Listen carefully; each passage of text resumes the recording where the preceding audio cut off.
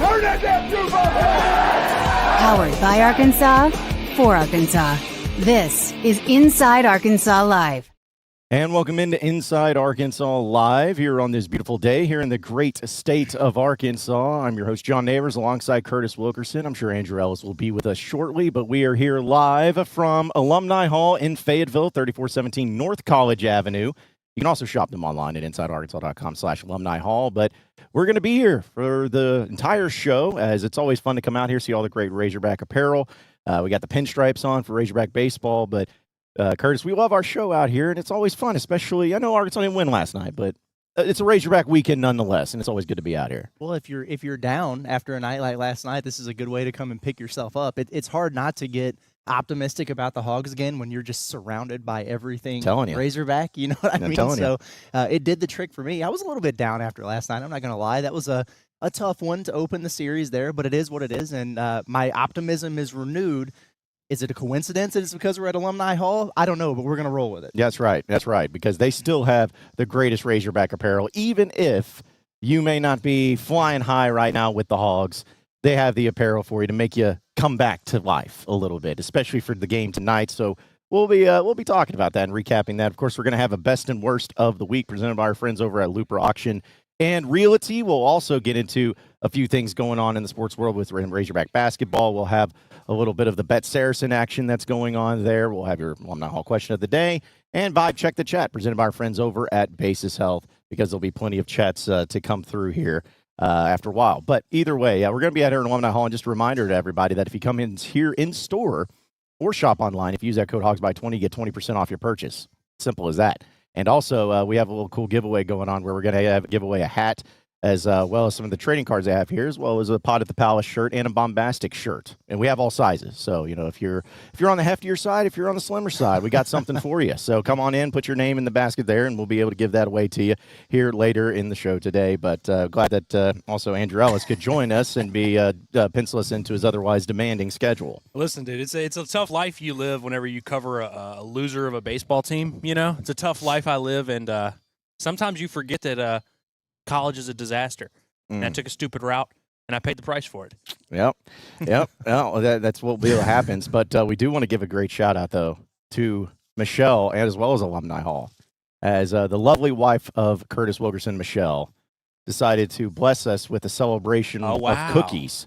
It's feeling with the Razorbacks for our 10,000 subs. And she surprised us with this, by the way. Yeah. Me and Curtis were here. Her and Alumni Hall were in cahoots. Yeah, they were in cahoots. It was all a ploy.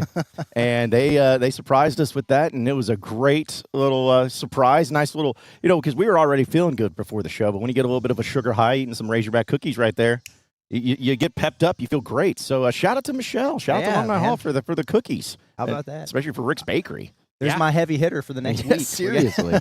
Yeah, I like that a lot. You want to know a fun story? The last time someone gave me that exact cookie from Rick's Bakery was 2022. This was before me and Hillary even started dating. Like a week before. Arkansas opened the baseball season, and she knew I was obsessed with baseball. She was like, I'm going to get them cookies for opening day.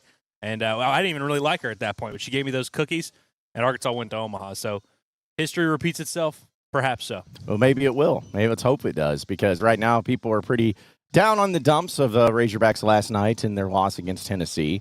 Some taking it worse than others. Some saying fire everybody. Some says that this team is cooked. They're not going to make they're not even going to host a regional in some people's minds.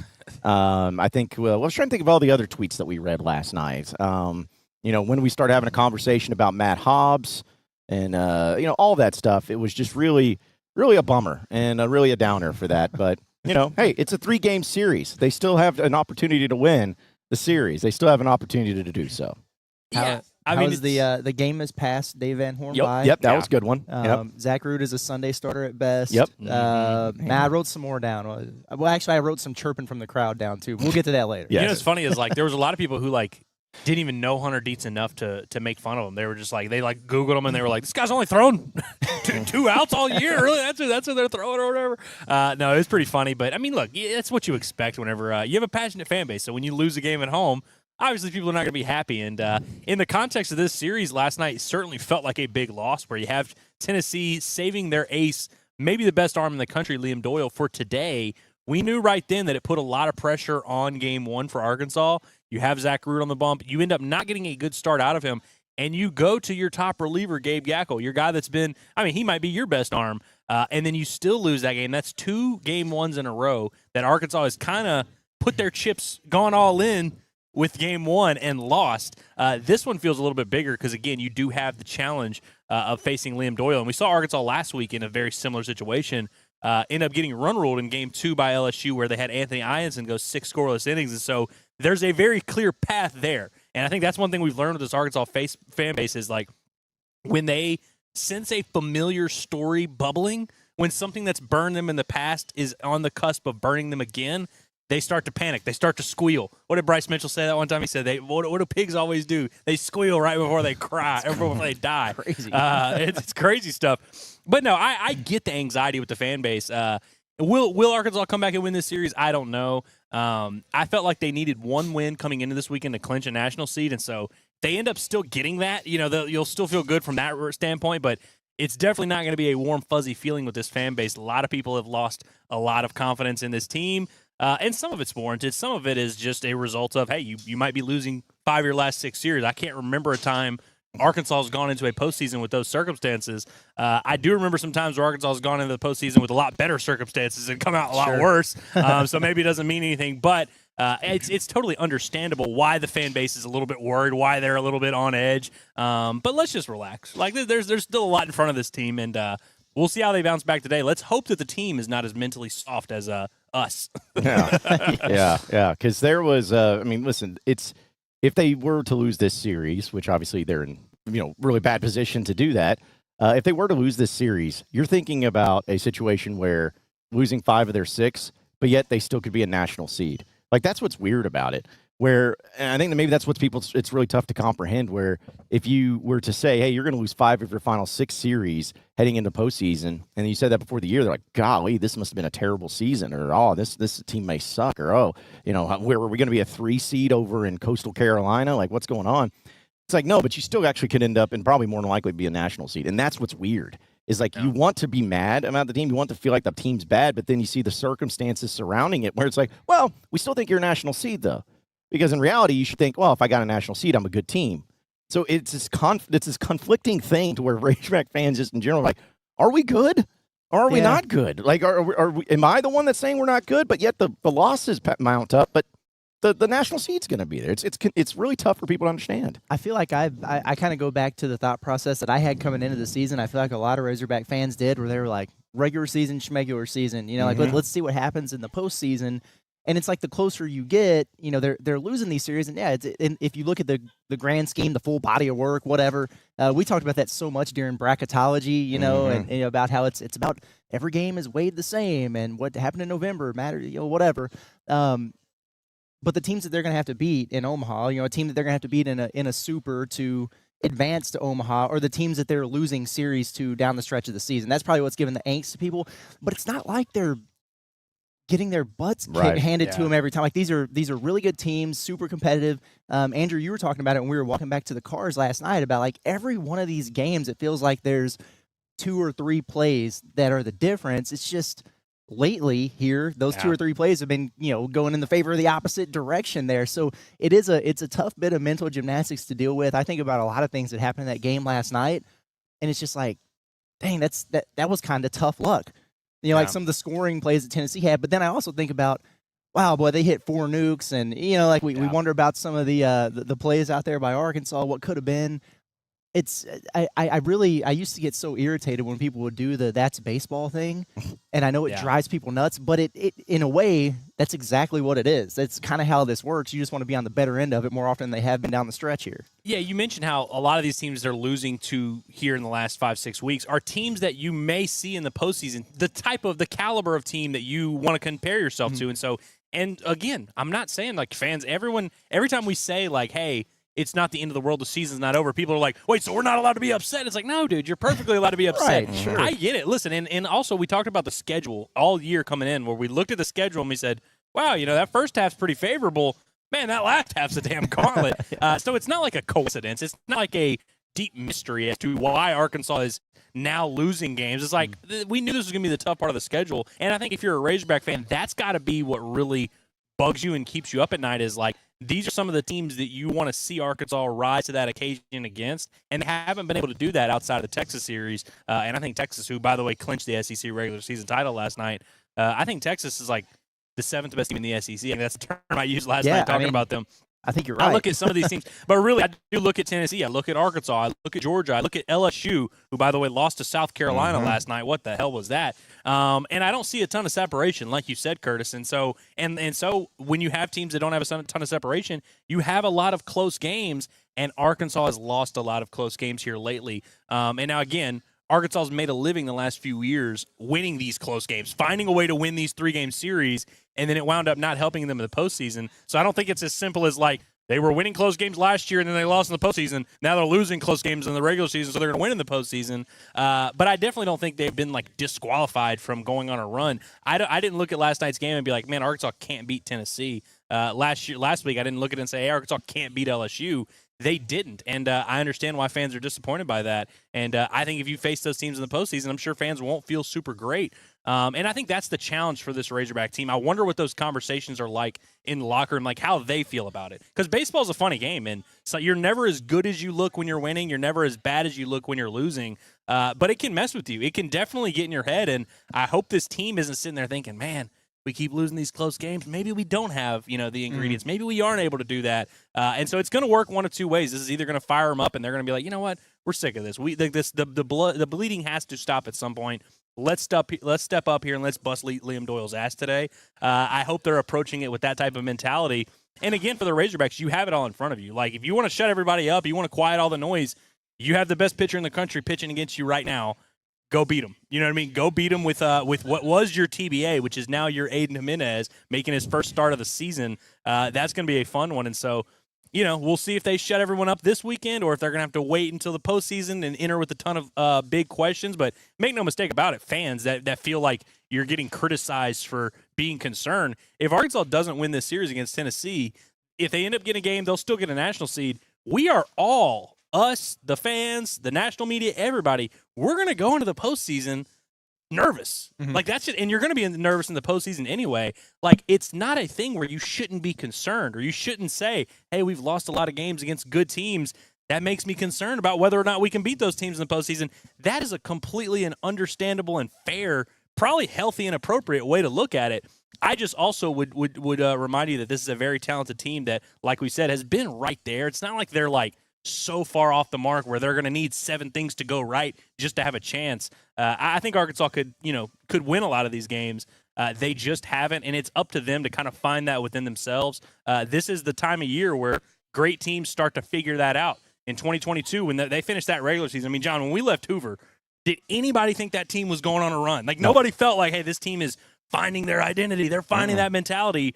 But they did, and that was behind closed doors. We weren't privy to that conversation. And so you never know how these guys are responding. I haven't spoken to players today. I have no idea what their mentality is like. If you're a Razorback fan, you just got to hope that this is the time that they're coming together, they're figuring it out, and they're thinking, hey, let everyone count us out. We know where we're at. We know what we're capable of. We're about to go on a run. But if Arkansas doesn't find a way to win this series, there's going to be a ton of questions, and you add that in combination with the 2 postseasons the last couple of years, the pressure is certainly going to be at an all-time high for this Razorback team entering the postseason, and pressure either makes diamonds or busts pipes. Yeah, well, we're here at Alumni Hall here in Fayetteville, 3417 North College Avenue, and I was hoping that, we've had some good vibes whenever something like good for basketball happened, and then the baseball, something happened that night.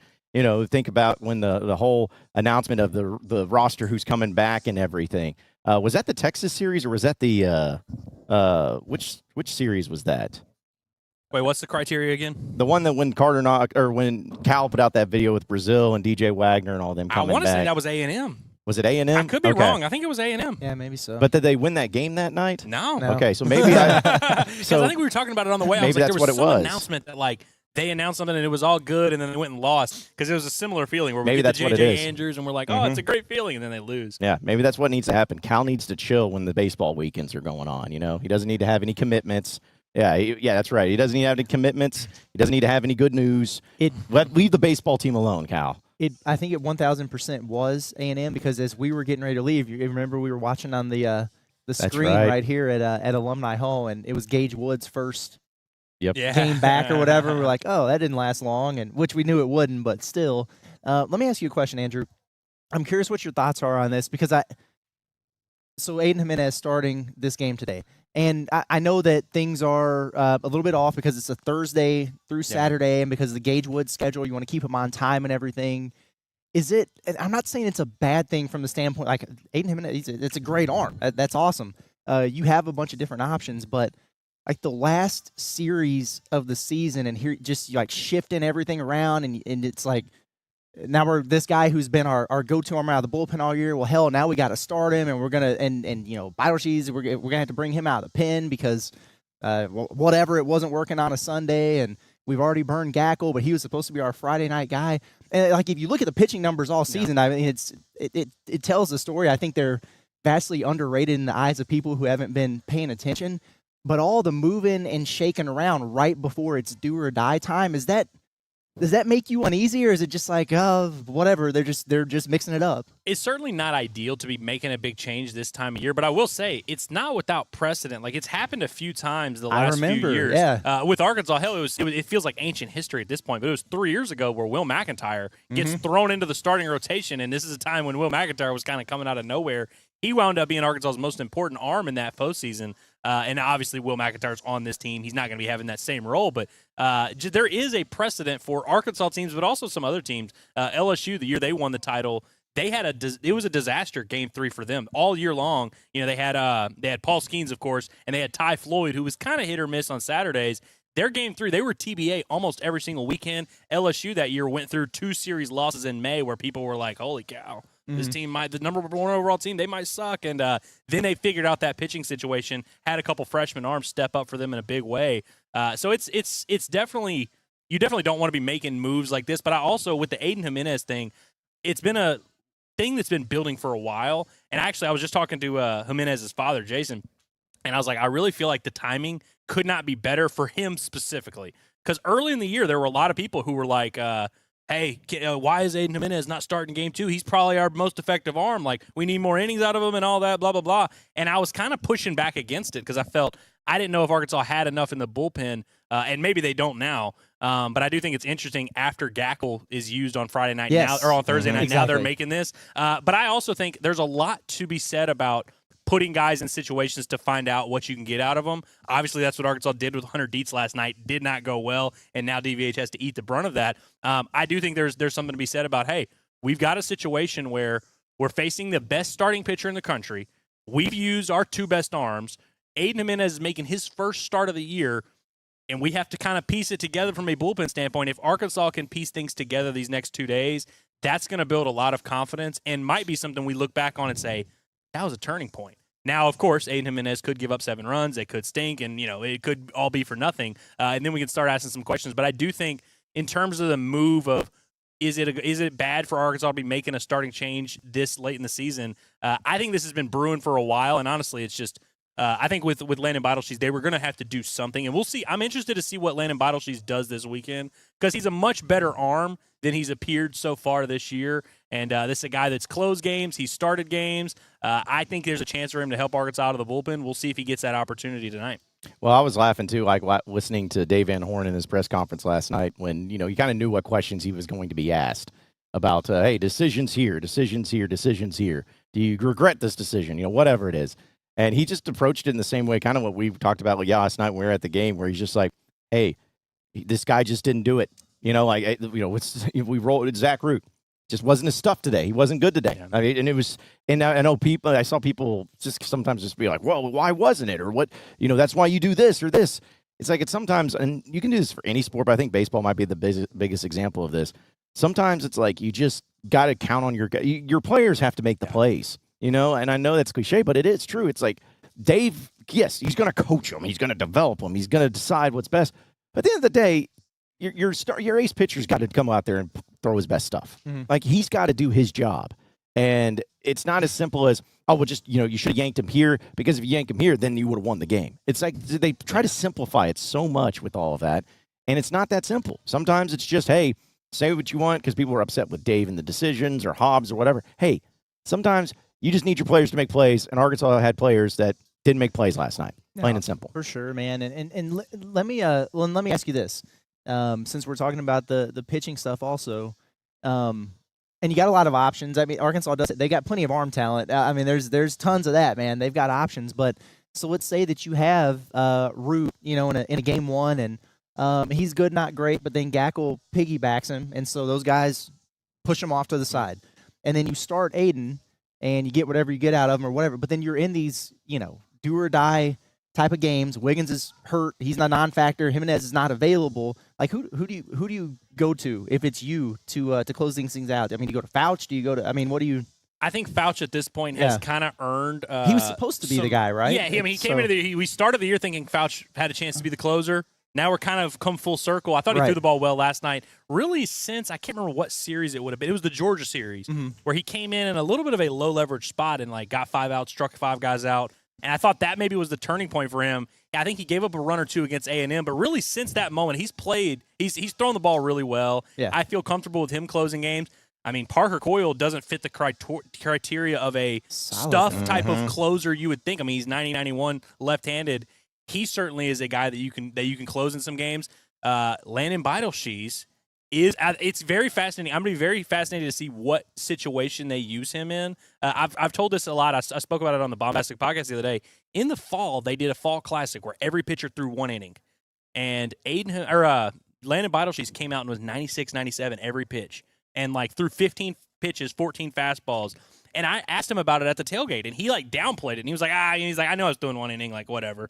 And I was like, yeah, but could we harness that? Because I've never seen you throw that well before. Right. And then I think this year he's had a little bit of that issue where, it's been more 92, 94, and he's trying to be too cute, trying to paint the corners, trying to extend, trying to be a lengthy guy. I think Landon Beidelshees, don't be surprised if he looks way better in a bullpen role, just like all of these guys. You know what I mean? It's always funny when guys get promoted to the starting rotation and then they find out it's very hard to pitch in the SEC, and people are like, well, why does he suck as a starter? Well, it's really hard to face the lineup 3 times. Zach Root and Gabe Gackle last night, their first trip through the order, lights out. Then it's that second trip through, hitters start making adjustments. And so I think it's going to be interesting to see how Arkansas pieces it together. But I think Fouch, I also think Coyle is going to be a huge factor here. Cole Gibbler's another guy, a true freshman that has started to pitch some high-leverage situations, was really good for Arkansas last week. He's going to be asked to get some key outs. Dylan Carter's another guy that we saw pitch last night. I imagine he will also pitch on Saturday if he's needed. That's another guy that I feel like maybe not a true traditional 9th inning closer, but a guy that has closed games in his career. I know everybody's this is going to piss some people off. Will McIntyre's another guy that has about 10 to 12 career saves, and so probably not the most ideal situation. But you add all these names in I just threw in with a guy in Gackle who really is going to be that 9th inning type of closer guy. And I think Arkansas has plenty of options. And I do think, I just listed off, 5 or 6 names or whatever, and those names may not excite the fan base. You look at some of these other teams, and they just don't have as many options. The longer a series goes on, we saw that against LSU. The longer the series went on, the more it started to favor Arkansas. It was just kind of too late at that point. It's going to be the same thing with Tennessee, where I said there's a lot of pressure on Arkansas last night. There's a lot of pressure on Tennessee tonight to beat Arkansas, because if they don't beat Arkansas with Liam Doyle, all of a sudden they're in a game 3 with no arms left, and it's like, oh crap! Now we have a guy who's kind of an opener starting on Saturday, and we don't have a ton of bullpen arms. The longer these series go, we see it happen week in and week out. Even going back to the Vanderbilt series, even the Georgia series, whatever.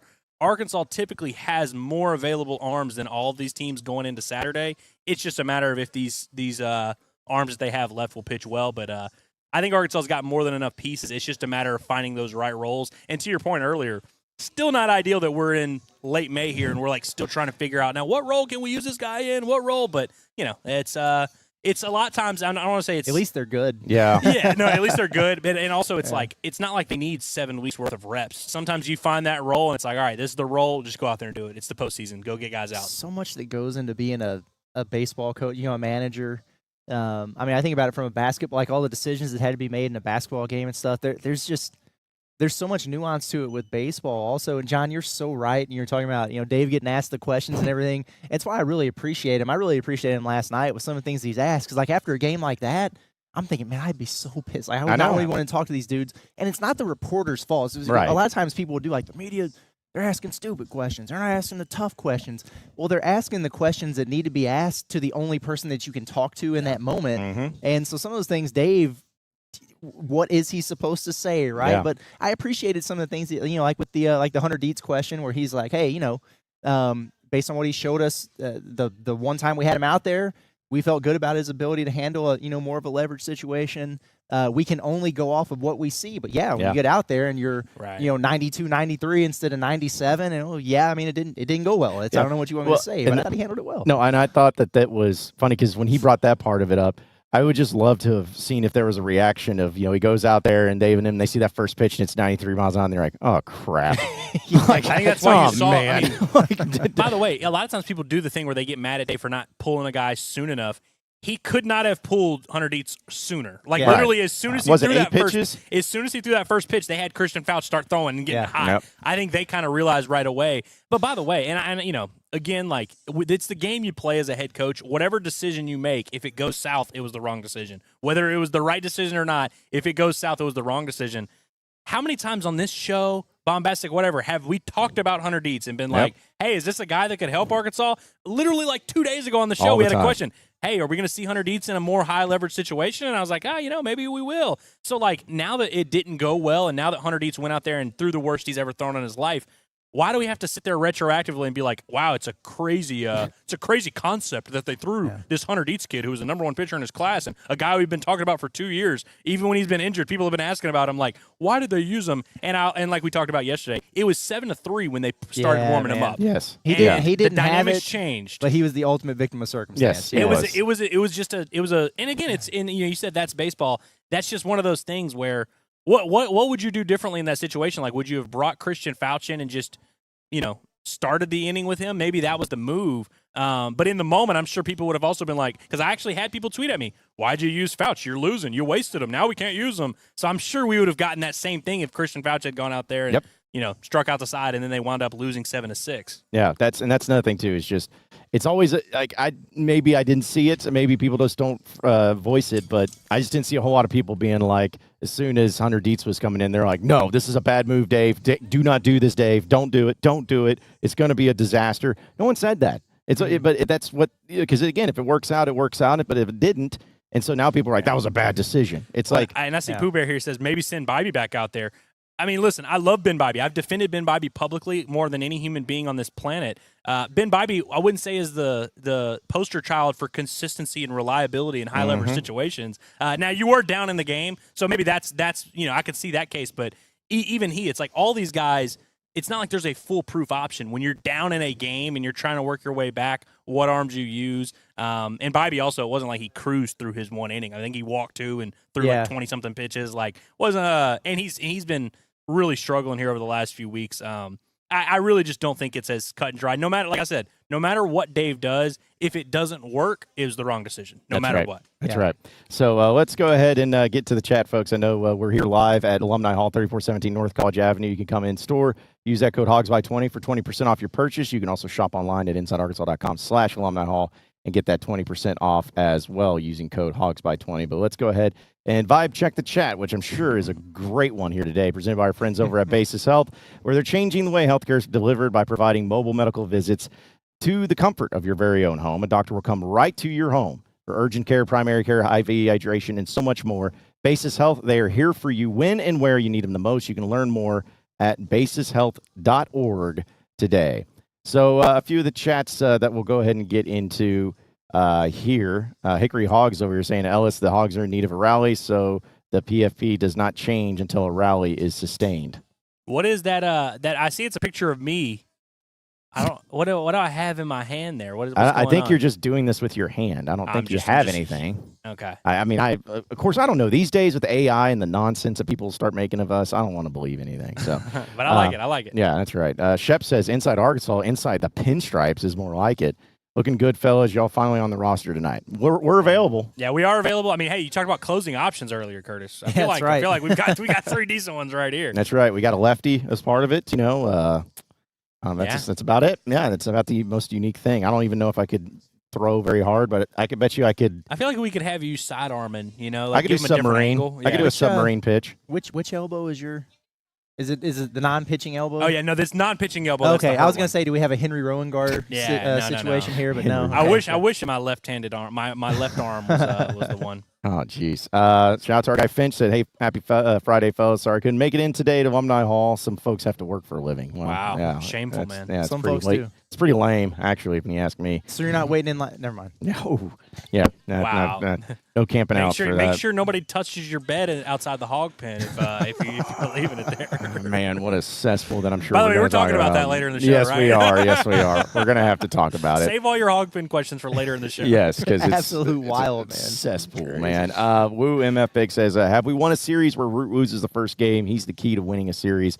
I feel like, wasn't it Ole Miss that they? I was going to say, it was. Okay. The answer is yes, but also it's like, it's not not likely. Not to make fun of the question, but it's like, if you lose game one of a series, you got a good chance of losing. If we play rock, paper, scissors and you win the first one, it's a 3 games. Like, you're probably going to win. But no, I mean, and I've said it all along that Root is, anytime, like we said, your best pitchers, when they don't pitch well, it's really hard to see the best version of your team. When you pitch your 2 best arms and they give up 7 runs, you're probably going to lose that game, and you're going to have a tough time in the series. And so that's where Arkansas is at. There is a precedent for them climbing their way out of it.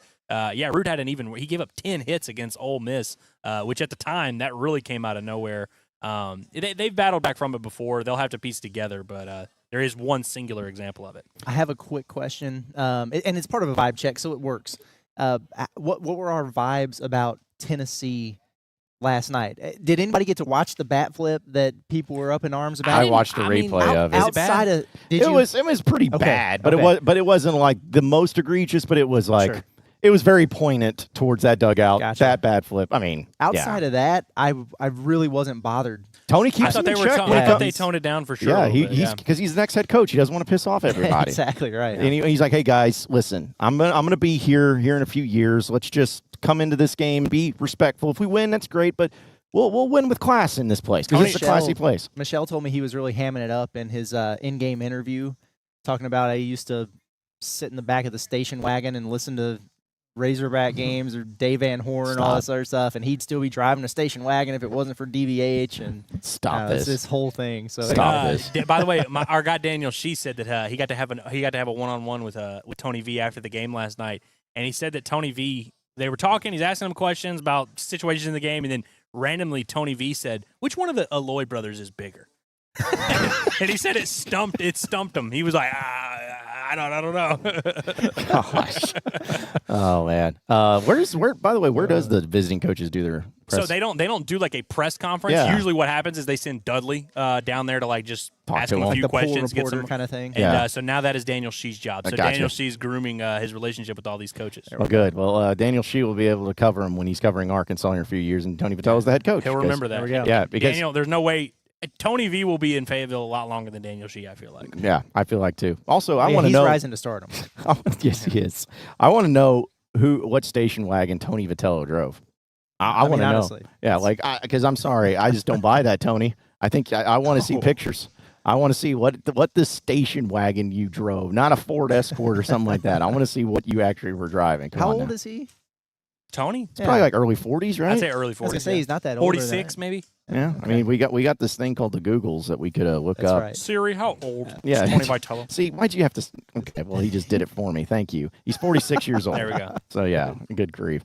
Let's see. Also, Pooh Bear was saying, is pitching really that big of an issue? Isn't the Alloy brothers going 3 of 10 for the last 10 at bats? Hey, it's good enough to get you in the Hall of Fame. It's a game and a half long slump. Yeah. Right. Also hitting 300. Cahillo had 2 hits and a walk last night. I don't lump He him in drove there. in too. That's what I say. Accidentally, but it happened. Yeah. Listen, I know that Alloy Aviva was 0-11. It's like straight, but then he hit 2 RBIs. So here's the thing: the offense. It's not saying it was great, but they ended up, was it 7, right? 7 runs? 7 runs on 15 hits. Yeah. They left some opportunities out there. I mean, offensively, I thought the at-bats honestly were great last night. Like, Logan Maxwell was killing it, man. Logan Maxwell was great. They were just constantly putting pressure on them. Honestly, y'all ready for this? Uh-oh. Could have used a little more gorilla ball, honestly. I mean, both teams had 15 hits. Man. One of those teams hit 4 home runs. Arkansas was nickel and diming it. You got to have some of those big boys, those big old donkeys hit one out of the park. Arkansas was close. There was a thing that happened last night where Arkansas twice had 2 outs, runner on first, and they hit a double. That runner on first did not score. Yeah. One time you get thrown out, one time you get held up. That's a little bit of a tough break too. But, yeah, Arkansas was just kind of stringing together hits, which, by the way, is always the concept of why we say you have to hit home runs. It's really hard to string together 4 straight hits in an inning and get 2 runs that way. It's a lot easier to draw a walk, hit a 2-run home run. Golly, no disrespect, but they have more faith in sending Robinette than I do. That's all. Man, I tried to send him in the 9th inning, dude. That was crazy. Oh, no, yeah, bro. that was an intense move. They're putting that man on his horse. Yeah. Well, and also too, man. I don't say it was close, but man, Iredale gave that Grand Slam a ride, possible Grand Slam a ride. If we were wanting it. I mean, golly, if that would have happened, it would have been it would have been awesome. But also, that was too long of a freaking game for Game 1. That was a 4-hour game last night. It was lengthy. No reason for that. Home plate umpire. Seems terrible. He certainly didn't dislike the attention that he would get every now and then. Anytime he noticed people were paying attention to him, he would call timeout. Arguably the worst punch out I've ever seen. Oh, dude. Yeah. That was terrible. And then I love what was it, the Tennessee guys like, time. Sprayed his bat. Oh, that was so it's funny. like, need the grips on here so I can hit this home run here. Infield. Golly, dude, come on. Like, stuff like that just drives me up a wall. But let's see. Also, I got some basketball. Steven's coming in. Says, off baseball talk, if Carter Knox stays in the draft, what 2 players do you think Coach Cal will go after? Well, if Carter Knox stays in the draft, which he's not going to do, Jameer Watkins, if he comes back, would be the number 1 guy on that list, but he might have played his way into staying in. We'll see about that. Darion Williams, R.J. Lewis would be another name. But the probably the first answer would be Boogie Fland. You know, like we're thinking about Carter and his specific position or whatever, but the easiest answer there would be to just be like, hey, here's what we could have given you originally, Boogie, and here's what we were gonna give Carter. So let's just cut the crap with Todd Golden and come on back home, buddy. Man, wouldn't that be like not saying it would be awkward or uncomfortable for like us, but has there ever been a time where you just assume players were gone and then some of them did go and then came back? If there's something like that happened, to kind of be like, we thought DJ may move on. Yeah, I guess, yeah. It's like you thought DJ Wagner would move on, and he didn't. Maybe Brazil was going to move it. Well, he didn't, and then. Yeah, you could have Boogie coming back. It's like, oh, that's great. Like, it would be really interesting and funny to see kind of the back and forth there. But you take them no matter what. Also, you got Trey saying haven't had the pod yet, but maybe today may have talked about it on here. But when do you expect Knox to announce he'll be back? Yeah, it could be. It could be any time. It has to happen before the 28th. Like that's the deadline. I don't feel like there's a like that complicated of a decision to make here with Carter, and I did talk about it on the pod, and you might want to go back and listen to it because I tried to give a little bit of nuance to it. The only way for Carter at this point to stay in the draft is if he's very, very much just over it with the college thing. You know what I mean? Because we can talk about the NIL and everything like that. His family's got plenty of money, so like, and I'm sure he would love to have that too. But is that really how you want to start your career? Because the feedback is all telling him, hey, dude, go back for another year, work on all these things we're talking to you about, and then you're a lock first-round pick. You're going to come back to the combine next year. You're not even going to need to play in these scrimmages, dude. So that makes a lot of sense to me. The only way it would be the other side of that is if he's been there all week and he's like, man, like I've been hanging out around these NBA franchises, all these dudes who are going to be in the league next year. This is the life that I want to live, the fame, I'm ready for that, man. Like, I'm out of here. Whatever I got to do to get it started, I'm betting on myself. That would be the only way. But outside of that, he could have announced yesterday. He could announce today. The only way that it would drag out at this point, I think, is does he have, like, other workouts scheduled with some other teams? Because you're going to want to do that anyway if you have the ability to. Or I know that Clutch in the past has done a pro day situation in LA, like 2 or 3 days or like after the weekend post combine. And if they're doing something like that, he might participate in something like that, and then make his decision or make his announcement after that. So I would hope it would be freaking today, but it very well could be, within the next week or so. You're saying the only thing that can go wrong is Carter Knox having a ton of self-belief and confidence in himself? I am saying that, yes. That's a dangerous proposition, Curtis. Because I bet he was on that court. He's on that court, and he's like, I'm better than all these guys. These guys suck. Yep. I mean, seriously. Yep. And I also love this from Ken. I'm hoping he's being like a little sarcastic. He's like, maybe he hates schoolwork. At what point can we stop saying, like, with great athletes nowadays, to be like, oh, they just don't want to go into class and deal with the finals? I'm like, okay, listen, they got things that they do to help them out with school. Being in college is not that hard of a thing to do. A lot of people were saying that about Jameer Watkins too. It's like he just doesn't want to go back to college. Yeah, he's got 3 degrees, bro. I was like, in what? Pretend to go to class and be a millionaire and have sororities at his front door. It sounds like the freaking life to me. That's sounds like nobody wants to live that life, Curtis. That sounds awful. Like that sounds just absolutely awful. He could be DJ's wingman out there, and that seems like the guy you would want to link up with if you're trying to see the honeys. Yeah. Also, our guy Hazelwood, it was good seeing him last night. Yeah.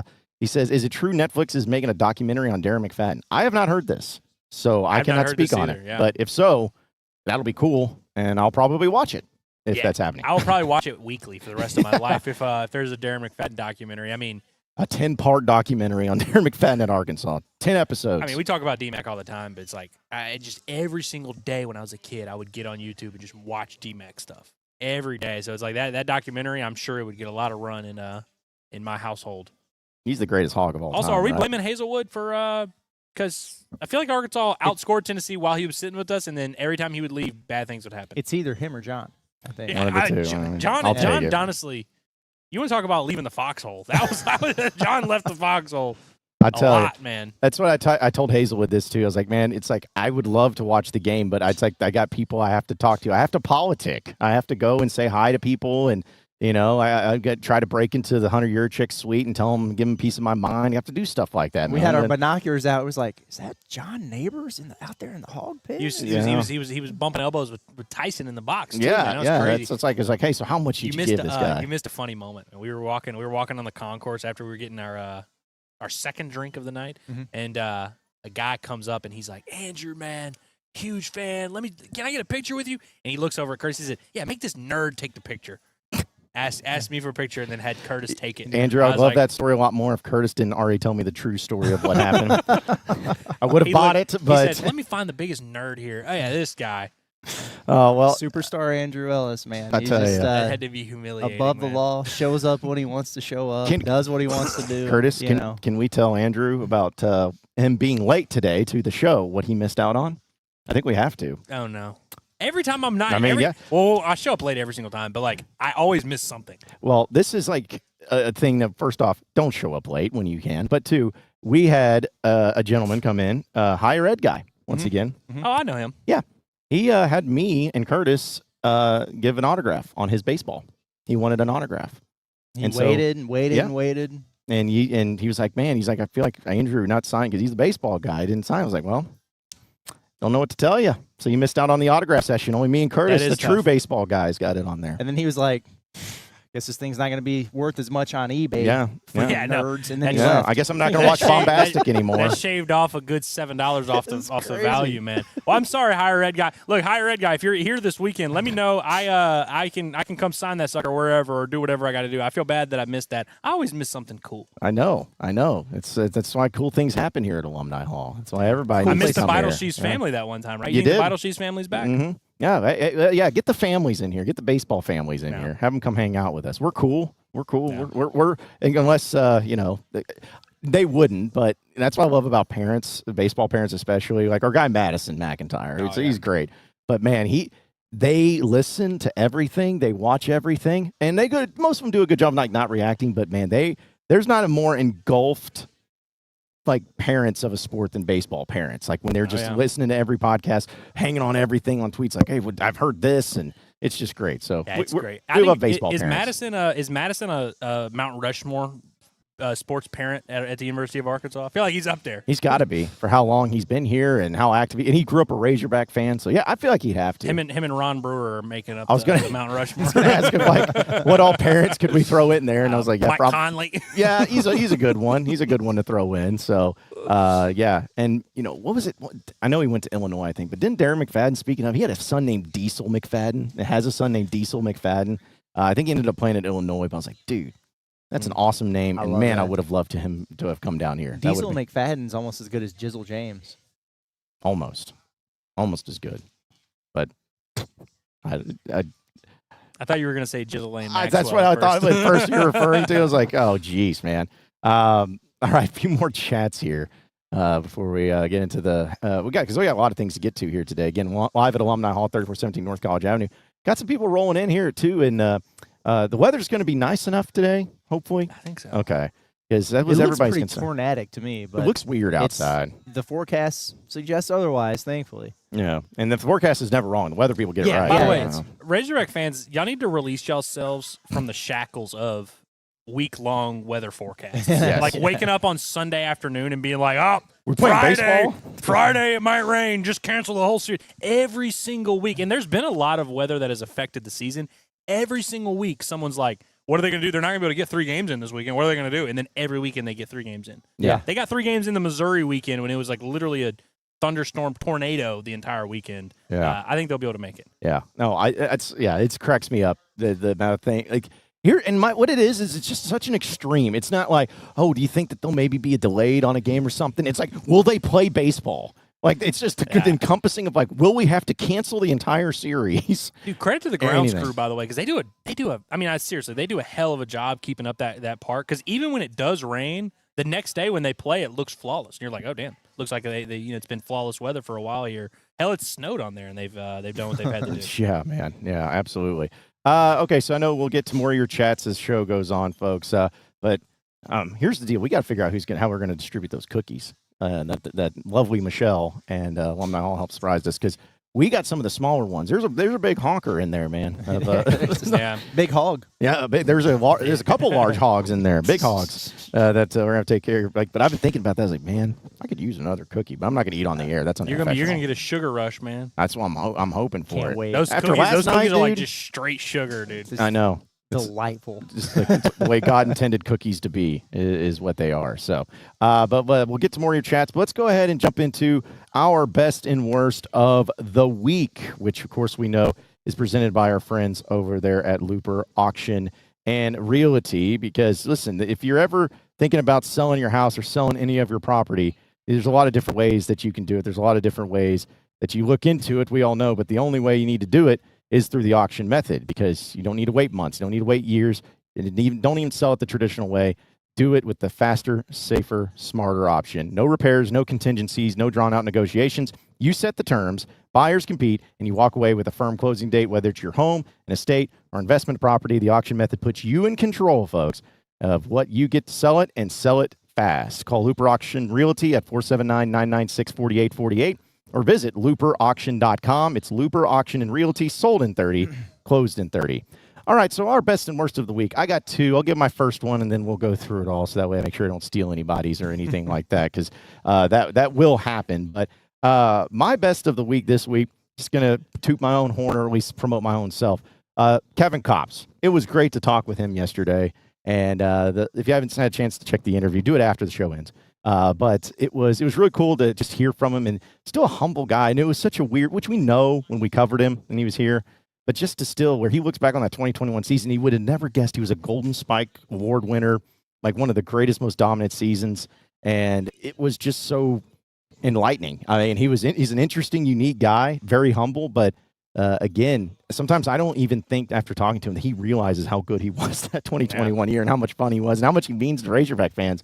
So I just enjoyed talking to him, enjoyed hearing from him, and enjoyed reliving some of those moments and going back and watching his highlights because, man, he was really good. It was a lot of fun. But that was my best of the week is Kevin Kopps, still being Kevin Kopps all these years later. I like that. I like that a lot. I got a handful of them too, but I'll take the family route. I mean, I said Michelle's going to be the heavy hitter. She can be the best of the week here. That definitely works. That works. That's really cool. I mean, because we're excited about the 10K subscribers That's thing. awesome. It's a big milestone, man. We've worked hard, and we really appreciate all the support from everybody. So that's really cool, and I think she knew how excited that we were about that. So the little surprise there was awesome. But she continues to be a trooper, and I wish that I didn't have to take her to the airport at 4:00 this morning, but I did. That's and a great man. She's going out there grinding, man. She's working. She's gonna be running around like crazy at one of these cheer things again, while she can, because she's not too far away now from where she's not gonna be able to fly anymore. She's gonna be on bed rest. I'm gonna have to carry her around and everything. So, but no, she's awesome, man. So definitely wanted to give her a shout out. And then, man, my damn dog, Slim Jim. This dude is he's old. He's the man. He's been going through it. I mean, we talked to you guys. We've been at the vet.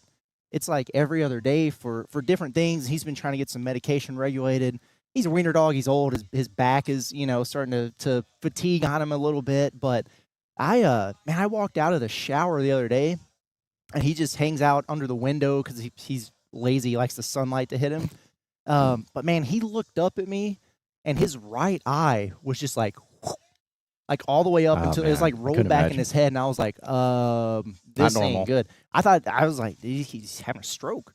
Like, what the heck is going on? Just freaked out, and we took him to the vet, and they looked him over, and they were like, oh, it's his third eyelid's elevated. He's okay. I was like, his third eyelid? Yes. I was like, what does that even mean? I have no idea. I was like, is he dying? Is he having? And she's like, no, he's fine. Totally normal. Like, First and second, they're fine, but third, it's just one of those things. It's called Horner syndrome.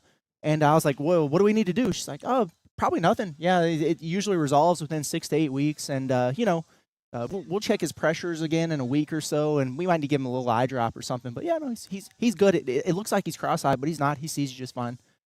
And he's just going on about his business. It freaked me out, though. So I'm very happy that he's doing all right. But good grief, man. Dude, I would be, if that was me, I would be like, I'm getting a second opinion because I think you're lying to me, telling me that that's a normal thing or that that's fine. Like, I couldn't handle it. But yeah, listen, the Wilkerson house has warriors. I don't know. We may have to have the power rankings of the warriors there in the Wilkerson household, but got a few of them. But I felt the soon-to-be Wilkerson kick, too. Oh, wow. Man. Really? First time? Yeah. That's awesome. Oh, dude, that's pretty They're awesome. saying he's crazy. crazy. He's going to be a soccer player. What, I think so. What fruit is he the size of now? We've graduated from the last time I remember it was banana, and the animal was weasel. So Always I good guess to we're a little weasel bit in. higher than that. She said some vegetable to me that I don't even know what it is the other day. And now I can't remember the name, but she said it, and I was like, what the heck is that? I don't know what size that thing is. So, like an apricot. Like, I don't know what that. Yeah, like whatever. Okay. Yeah, Well, hey, it's wild, that's a great man. one. But you. Yeah. So, this has not been a good week for Andrew Ellis. If I'm being honest with you, just been a rough go of it. But I have kept tabs on everything good that has happened to me this week, and I'm going to list them all out. One, the NBA playoffs have been really fun to watch. Unbelievable. Nuggets forced a Game 7 against the I don't know if they're the hometown Thunder. They're 4 hours away, but I know we have a lot of OKC fans that listen. On, I guess it would have been Thursday morning, I bet the Nuggets 22-1 to win the NBA championship. They had the worst odds of all the remaining teams. Celtics were 15-1. I did not bet on that. I'm going to regret that whenever they win tonight. The Nuggets and Thunder, I think I said it like 7 times. I don't know if I said it publicly or every time I talk about it, I'm like, this series is guaranteed going 7. Just guaranteed going 7. I have bet accordingly every single game. It's gone back and forth every single game. I have won money every single game. I have never been more on top of a series than I've been on top of this one. Now I have the Nuggets 22-1. I'm sure those odds are a lot better now. That being said, the Thunder will beat them in Game 7. So everyone, if you want to get in on the fun, Game 7 Thunder, let's go all in. The NBA playoffs have been fun. On MLB The Show, got called up to the big leagues. My road to the show, Hector Rivera. I know you guys have been tapped in with his journey. He's doing a good job. 5'7", 245, second baseman, Pittsburgh Pirates. Got that hit off of... Yeah, Miles Michaelis or whatever. That was my first career hit. Hit a home run off of Brady Singer. Hog fans know Brady Singer. Hog fans own Brady Singer, who is now with the Reds. I kind of forgot about that. He got traded from the Royals, but that's been fun. There were some cool UFC fights announced this week. There was something else I had. What else was important? What else good happened to me this week, John? Do you remember? Is there anything else good that happened to me? I don't know. Oh, Andor. Andor. I mean, seriously, I don't want to do the whole Andor bit. I mean, I'm not gonna rant about Andor. It's seriously, it's my favorite. It's my favorite Star Wars content since Revenge of the Sith, 2005. And if we're talking about quality, it's the best Star Wars content since probably Empire Strikes Back. That's saying something. You would definitely have to go back to the original trilogy. You'd have to go back to 83 or 80 to find better, well-written, just well-executed, just good stuff. They freaking nailed it, dude. And I said it yesterday, we're not going to get Star Wars content that good again for a long time because we get a lot of slop in the Star Wars universe. Yeah. They gave us some non-slop, man, just to show us they still have it. Yeah. It was great. And the guy that wrote the show has zero interest in doing Star Wars show stuff ever again. He's not even that big of a fan. He was just like, I feel like I could do this. And nailed it. Whatever. And you know what's funny is I don't think this is deja vu. I think now in 3 straight shows that we've done at Alumni Hall, Star Wars has come up. Yeah, it does come up a lot. But it's more than 3 because it was in the fall. We were doing that like Emperor Palpatine, John Calipari conversation. I mean, there's just I don't know what it is about Alumni Hall and then Star Wars, and it all just comes together, which is fine. Can I highlight 2 takes in the chat, both of which come from our beloved friend Pooh Bear, and both of which are kind of one of the more insane things I've ever heard. So I'm gonna go with the more lighthearted one first. Okay. The more lighthearted one first is, Bruv had never heard of Kevin Kopps until your interview with him, John. I beg your pardon? Where's this sucker at? I got to find this. It's like saying you never heard of Darren McFadden until we talked about him today. Like, what? Kevin Kopps is that guy. Dude is amazing. He gained a fan for life through you guys' podcast. Thanks for the exposure. I've never heard of the kid. Then again, I don't really watch baseball. Dude, I do credit us for that. Yeah, give us credit for Pooh Bear. Do yourself a favor, seriously. Go to Stu Hogs' YouTube channel. I'm sure if you look up Kevin Kopps highlights, you can find him. But go to Stu Hogs' YouTube channel. He does all the game stuff. Go to the 2021 season and literally just watch every game down the stretch. Yes. Every game Arkansas won, he pitched like 4 innings in. It was crazy. But then Best he followed single up. season in college baseball history from a pitcher. Dude. It's unreal, man. It was insane. And he started the year as like the 3rd middle reliever on the team. Like he was like barely on the roster. When they brought him in Arlington, it was my first year covering the beat, and it was on the Hog Sports message board, and everybody was like, "Oh my God, we're calling the cops. We're caving already. Dude. We're conceding already." Oops. Yeah. Well, just real quick, Kevin Kopps' story is still my favorite one. I always bring up when they beat LSU in that series down there in Baton Rouge. And he came in, I think he struck out like 4 of 6 down, and all of them were swinging. They asked the 2 LSU players, hey, what was going on there? Both of them looked at each other and laughed. They're like, we don't know. He's like, we looked at the pitch, we saw it, we thought we had it, and it just didn't happen. So, like, that's still one of my favorite stories. He also is a huge figure in the Arkansas-Tennessee rivalry, which is obviously we're seeing this weekend. Like, and he spoke about it with you that, like, it really wasn't a rivalry until that year. Yeah. He pitched, he got to save on Friday, got to save on Sunday. That's pretty much how it went. But Pooh Bear followed it up with an even crazier take. Says Attack of the Clones is his favorite Star Wars ever. Okay, Pooh, you're about to get banned. You're about to get banned, man. Like, come on, dude. That's crazy, bro. Like, I do love Attack of the Clones, but like, Pooh, I don't know whether to disagree or agree with you, buddy. Yeah, so, just might as well. For all I know, you might be right. Just close one eye and fart. Curtis, and the movie he's referencing has a line where a guy is trying to talk up a girl, and he says, "I don't like sand. It's coarse, rough, irritating, and it gets everywhere." And he was being dead serious. Yeah. And yet and you know what sucks is he ended up with her too, and then he ended up killing her as well. So it's just like, it was a great love story for everything. He went marry, kill, F. He went all 3 with his girl. Just picked one. He's like, oh, I thought. He's like, this is my selection. All 3. Yep. Yes, you had to touch all the bases there. Also, real quick, for my best of the week, I want to give a shout out to Radiant Elements Medical Spa. We have one of our guys that watches us and listens to us, Wyatt. He reached out to me, and his wife has this, who's doing a spa and a medical spa over there. And he was like, hey, man, you need to check this place out. And I was like, well, I could say, who doesn't love a massage? Like, I could use one and all that. I went there yesterday, and I'm not even sugarcoating this. That was the best massage I've ever received in my life. Like, I overslept this morning. That's why I'm all out of sorts today. How long did it take you? It was an hour long, but it felt like it was 3 hours. Like, in a good way. Like, it was, sometimes you get up after a massage, and you're like, oh, I didn't want that to end, because it was, but like, it was incredible. She does a great job. She's right over there off of Weddington. It's a new spot. So I wanted to give her a shout out. 3980 West Weddington over there. It's Radiant Elements Medical Spa. Elena's her name. She is outstanding. Absolutely outstanding. So could not be more happy with the results from that. And I feel like I said, I slept through 2 alarms this morning. I never do that. And just because I was feeling good, feel like a new man. So Curtis, how many massages have you gotten in your life? Have you ever gotten like maybe one or two like medical ones or something? Yeah, we've done that a handful of times when we go. Like we traveled to some all-inclusive thing, resorts and stuff. The Dominican Republic, got a couple there. I got one in.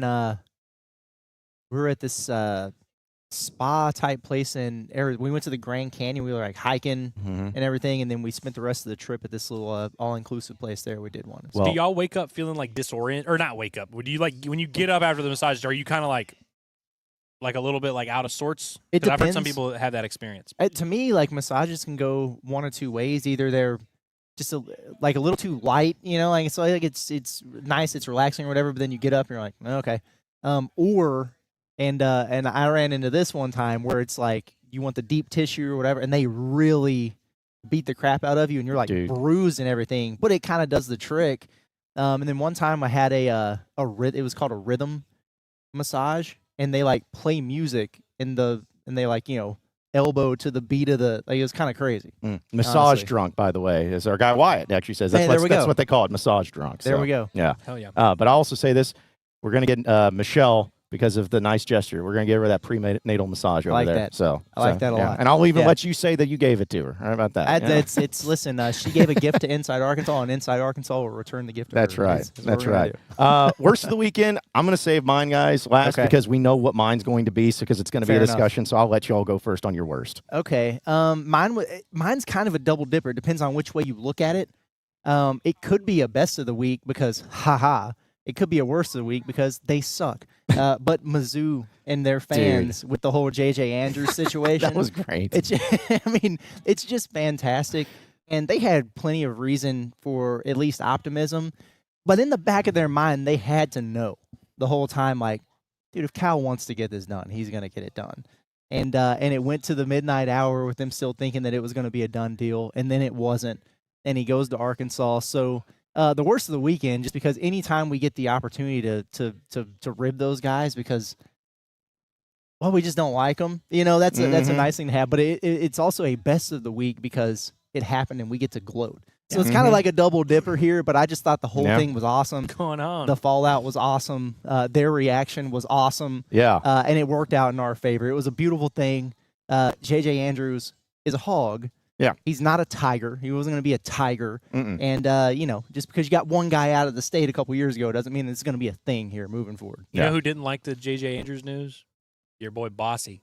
Eric Bossy. He did not like that news at all. He didn't like it. And that's crazy. And it just shows you, and I talked about this today with the Boogie Flan stuff because people were like, he's going to Florida for Arkansas is not involved. I wouldn't listen to a damn thing that anybody in the national media right now says regarding Arkansas because they don't know. I mean, these dudes are different with how they give out info.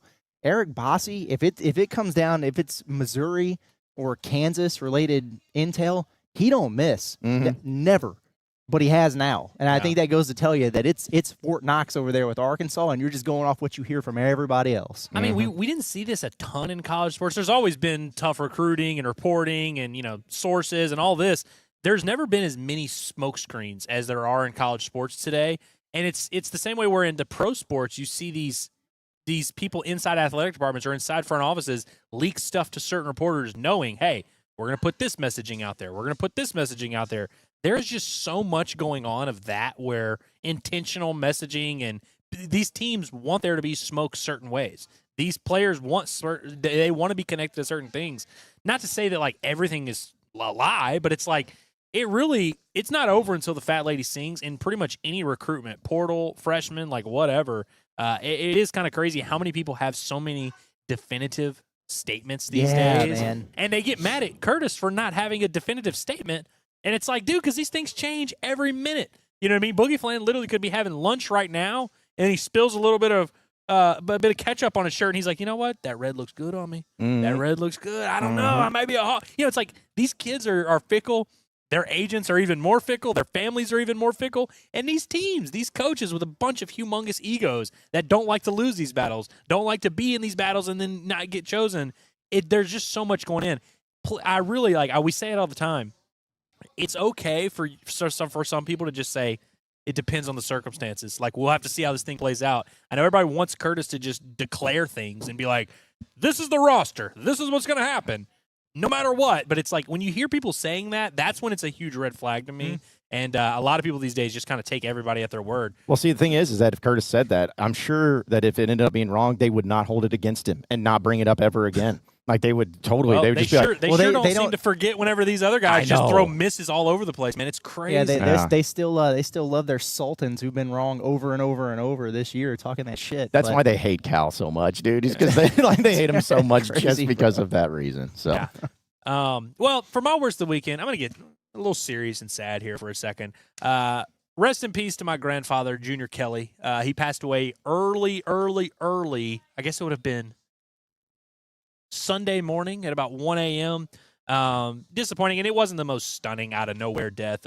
He's had some battles here lately. He's been kind of, he lost a ton of weight here in the last couple of years. He's like in his mid 80s. His wife, my grandma, he's actually my step grandfather, I guess.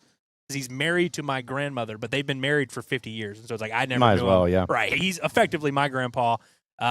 This is a dude that had a tough battle with alcoholism like back in the day. Was like a crazy, like had to go through all that. He's been sober for 40 years, man. That's awesome. 40 years. He's gotten all the chips. He's got so many chips. I mean, he could go to the Bellagio.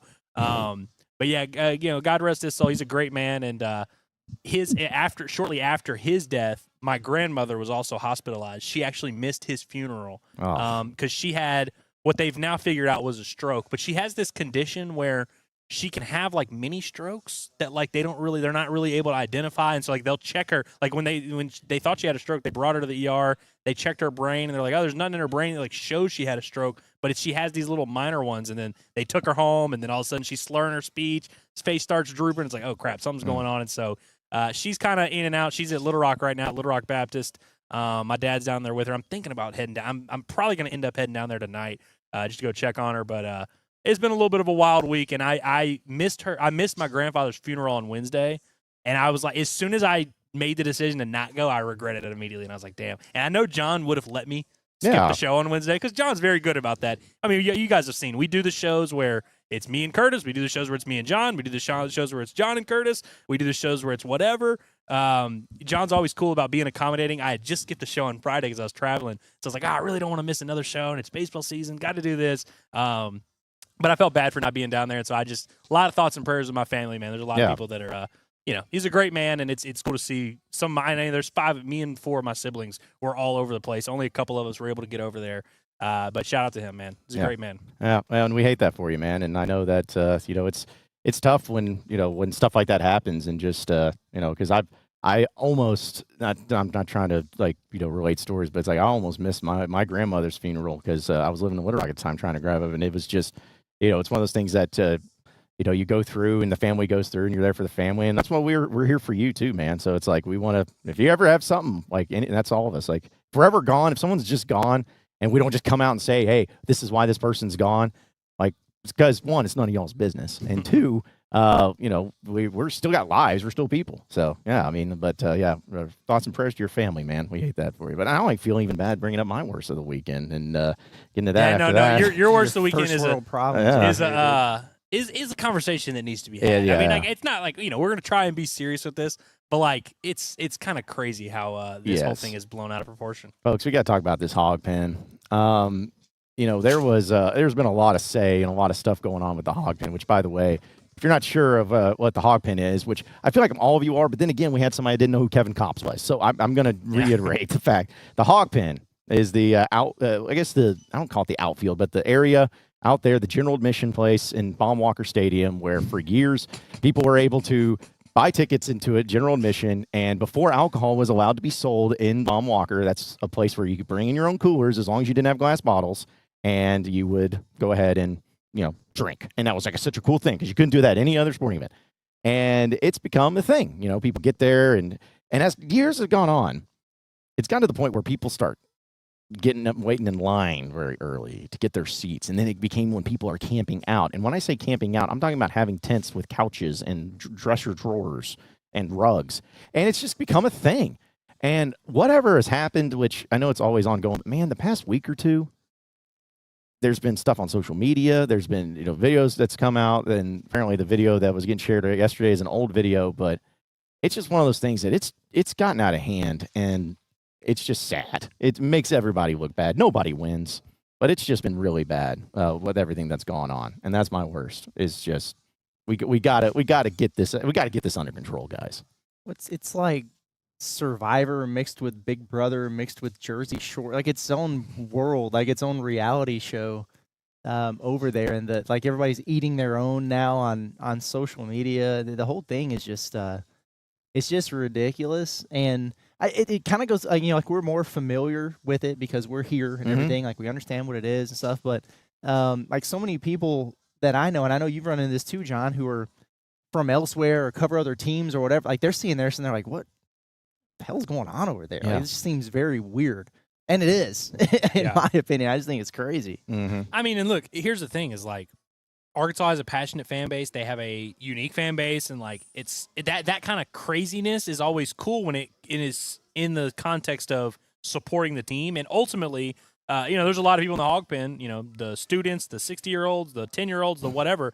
They just want to support the team, and like that. And if you can harness that, that is good, and like that excitement is good. But I think we have a lot of people in the Razorback fan base. We have a lot of people in the Razorback media who I don't think the team really mattered. I think it's a lot about how can I draw attention to myself? How can I get myself talking? How can I be a fixture in this conversation? And it's become such a big part of some of these people's identities that they kind of like have lost a bit. And you know what I mean? And so it's like, it's kind of, a microcosm of the whole situation with the hog pen, where what started as such a cool thing that was supposed to be this great atmosphere that was going to help the team, and it was supposed to give Arkansas a unique, baseball environment, has now become, something that I feel like has become detrimental. And now it's not about the team. It's not about cheering. It's not about being the best fan. It's just about kind of being in the right clique and asserting your territory, and you're having your dominance here. And like, honestly, when it comes to like sleeping outside, like students do that a lot. I mean, we have student tents and all that all the time. But yeah, it is probably I think we've lost a bit when we have like just like normal adults out there that are just that are doing their thing, man. I don't know. It's very interesting. It's unique. I'll say that. It's unique, and maybe it's unique in a good way, but I think at this point we have lost a bit, and we need to like start from scratch on the hog pen culture. Yes. We need to have because here's the deal. Like something as simple as, well, somebody being in line in front of somebody who's camping out, who gets in to be first and gets to the good seats or whatever it is. Like stuff like that. That's the stuff that needs to be happening to make it to where everybody is understanding, hey, if I get in line first, I'm going to be first. And then like it's simple stuff like that, but it's the entitlement that some people have where like, well, I've been doing this for 20 years. Well, if a student just came in and this is their first time in Fayetteville and they wanted to get there early and they got there first, guess what? They should be first because that's the way it should be. But it's just simple stuff like that just people getting in fights and everything is just out of control and out of hand. So either way, it's a bad deal. It's a bad deal all around. It needs to have some. I've even offered my own time, which I have none of, but I'm going to offer my own time to put together an official, get the United States of the hog pen representatives together to where we can start making amendments and have ones written down, set in stone, unwritten rules to make it to where this type of nonsense doesn't happen. Maybe they need to have written rules. Like maybe that's part of the problem here. Because the unwritten rules is what's led to a bunch of this, like whose tent is first in line, and like who set up shop on Monday for a Friday series, and who went to the bathroom at what time, who are you here with? Why is your chair taller than someone else's chair? Why are you trying to use this grill? You're supposed to use that grill. What are we doing here? Can we just all like go out there and enjoy a baseball game? I don't know, man. It just seems wild to me, but like I'm not in it. I'm not entrenched in it, so I'm not passionate about it one way or the other. I'm just on the outside looking in going, this seems kind of ridiculous to me. I'm glad you said that, because like another thing that we talk about is I've seen a lot of discourse about the students versus the adults, and is it a thing of like, should it be for students or whatever? I don't know. Like I don't speak to college students. I have no idea what they feel about it. I don't know, but what do y'all think about the idea? I've seen a lot of people float around of having basically a separate line where students can go and get set up and do what they got to do, and then have, maybe 10 minutes later, they allow the general public in there. Maybe that would help clear up some of this, because I do think, like, not that, like, I don't know if you need a student section for baseball, but I feel like when I think of the hog pen, like originally that's what I thought of, was that it was basically the student section, but it is very much not the student section now. Yeah, I don't know. Like I've always felt like if you drew a line somewhere in the hog pen that was agreed upon, This half is where the students can go and stand and get crazy, and this half is where people can sit down and watch the game and do what they need to do. Just draw a literal line in the sand, dude. Like, do that, and I think that would probably solve a lot of problems, although people would complain about it because they're going to complain no matter what happens and changes. But something like that, might just do that. So that way, hey, if you want to stand, have a good time, do beer showers on each other, whatever it is, beer bong stuff, do that over there. And over here, let the people who really can't see the game, but they will be out there anyways, with their own cooler, let them have over there. I think that would solve a lot, but Agreed. It doesn't matter. It's never going to matter in the end. No one's going to be happy, and everyone's just going to keep fighting. I'm doing it more. I'm trying to help the fan base out. That's my thing. Is like, because it's bad look, man. It's bad looks. Yeah. It's like people already, you have some ammo of people to make fun of you for. Don't give them any more. Don't give them any more of seeing grown people getting in fights with students. Like, that's just a bad look. Yeah, that's man, that was gross, man. I didn't care for that much. Yeah. How does it work in the postseason out there? Is it different, or is it's kind of the same? It's an NCAA event, but I think that they first kind of come first serve. It's just harder to get tickets. Yeah. Yeah. Okay. Because from my understanding, just in general, the NCAA basically goes to the U of A, is like, hey, how you guys want to handle this? And they're like, no, we want to do this. It's like, oh, okay. So I will say, doesn't matter because we don't get credentialed anyway. But the NCAA, when they do events at Baumwalker, when it comes to refreshments and drinks and setup and pretty solid. It's the best there is. Well, that tropical smoothie cafe. Yeah. Get some Einstein brothers in there and stuff. Yeah, they know what they're doing, man. They know what they're doing. So, but yeah, that was my worst and our worst. I think everybody's worst because no one wins. No one wins the arguments. No one wins anything like that. Why can't we all just? Listen, get along. We say this a lot though. That like. We talk about, because like with our job, we do a lot of talking about hypothetical things and whatever. And really, I just wish you were about the sport. Yeah. Like I wish you were about the games that are happening, just like what's going on the field.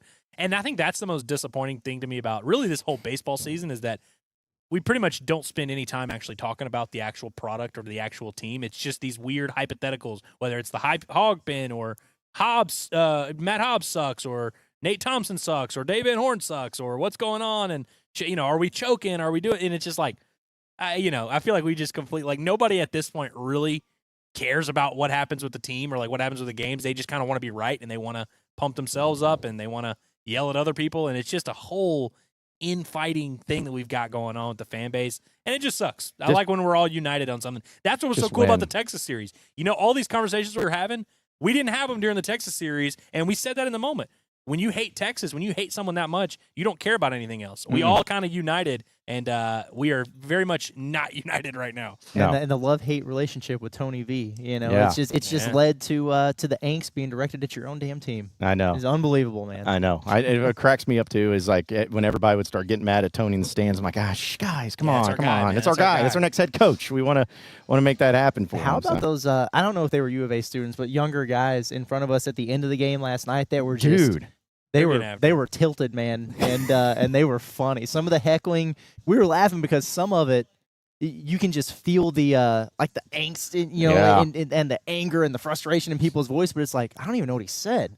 Yeah. But those guys were cracking me up, man. It was cracking me up last night. Just anytime there'd be like a ball thrown, and you'd hear this like, and then you would also hear like these little murmurs of like. I don't think this guy's going to... You kind of hear the whispers throughout the crowd. It is a very tense crowd, but, there were a lot of fans who were just yelling at the umpire, and you had the one guy who was like, I'm going to do your job for you, Blue. Strike. Yeah, that's what I love about... Yeah, that's like... But there's... And going to that, too, I always love the ones you hear in the distance of a just like this angry old man that you don't know what he's saying, but you just hear this... It's like, yes. Yeah, he makes a great point. Like that's what I love. And then the guys that my favorite too is when they have to use the same line again because they've already used it earlier in the game. But they're like they're running out, so they got to keep going. But that's one of my favorite things in baseball. Like, "Come on, Blue!" Just random yells. I did appreciate how the result of the game, like we kind of knew where that was headed at one point, and it didn't deter. A lot of times it's like the best way to shut up an opposing stadium's crowd is to beat up on them, and Tennessee was doing that, and those guys were so committed they weren't having it, and they were just like picking random guys in the Tennessee dugout and yelling at them. It's like, hey, what about the next 2 games, huh? How many series in a row have you lost? Y'all got this one. Y'all got this one. But we got the next 2. Yeah. I like that. I got to be honest, and I said this to y'all. I mean, obviously you understand how when your team is losing, fans leave and all that. It was mass exodus. It was. In a 10-6 game last night. There was like a few hundred fans left. I was like, damn. Yeah. And look, I get it. It's late at night. It's Thursday night. Send him home, man. You're losing. It's all good. But I'm like, then I don't know. I don't really think you get to claim you're like the best fan base in the country if you only are cool when your team's winning. You know what I mean? I think Hog fans are a little bit more fair weather than they would like to admit. Yep. I was laughing at that, and just because how people would say if you tweeted something about like, hey, you guys aren't, where's the fans at? People would get mad. But also too I guess we were talking about the guys that had come down there, and we're talking to Tony V and talking to the players and whatnot. That catcher that hit the final home run for Tennessee, the guy that was over here to the left. You mean Cannon Peebles? Yes. Yeah. He was talking to him, and the Tennessee player, Peebles, was interacting with him, and then he hits that homer, and his buddies were like pointing at there, like, dude, this guy did it. This guy did it right here. So it was like, oh, geez. 220.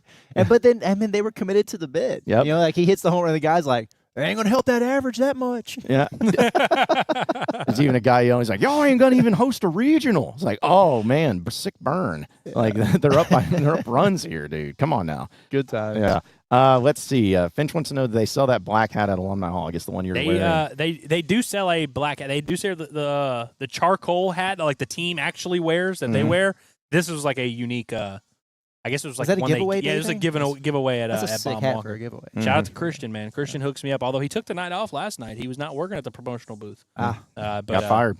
Yeah, got fired. Yeah, tough one. Yep. Also, Wyatt says shout out to Alumni Hall. Yeah, shout out to Alumni Hall. Shout out to Alumni Hall. Yeah. Great people. Yeah, we love. We love coming in here. That's the thing is, once you got this, and then when the super regionals come here, regionals and super regionals are going to be happening, of course, and they're going to be here, and Arkansas is going to be a part of them. It's going to get busier and busier. A lot of people coming in. Because I'll say this, that's another thing I missed out on. Dude, super regionals here in Fayetteville are so fun. I mean, it's fun to be in the postseason, but man, just the students are gone, but all the fans that come in and how busy it is, and the weather's warm. And you get to adopt a 4 seed as long as they don't beat you. Please. Please don't. Yeah. What was that, NJIT that they adopted? That was fun, man. Yeah, Central Connecticut was a fun one, too. Yeah. We've had some good ones. By the way, on a serious note, of all the issues we've had with this baseball team, and there are many, they're going to absolutely beat the absolute piss out of whoever comes here for a regional, because this team beats bad teams. They do. They're really good at that. They don't lose to bad teams. That's the one difference between this year's team and the last couple. Is like they really don't lose to bad teams too much. No, they don't at all.